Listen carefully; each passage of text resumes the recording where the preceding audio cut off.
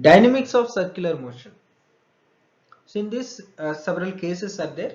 The case 1, motion of a car on a level circular road.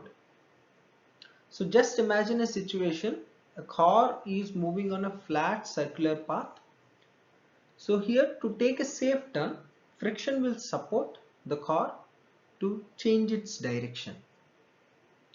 So in general, we see that there will be speed limits when there is a circular paths, especially like a circular turns. The speed limits will be kept. So on what basis the speed limits will be calculated? So let us see that. So the maximum speed with which the vehicle should move on a level circular road.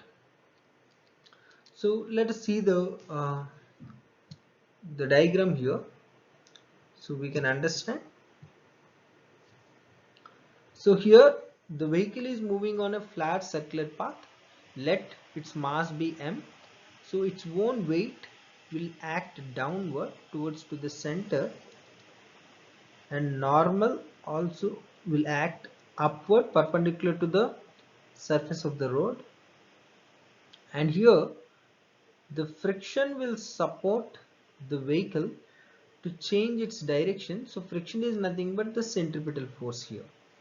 So frictional force is acting as a centripetal force on the vehicle, therefore it can change its direction. Let the velocity of the vehicle be V max, that is tangential. So frictional force can be written as mu into n, and centripetal force we know mv square. V is the velocity maximum square by r. R is the radius of the circular path. So here, let this be equation 1. We know that normal is being balanced by its weight. So normal is equal to mg.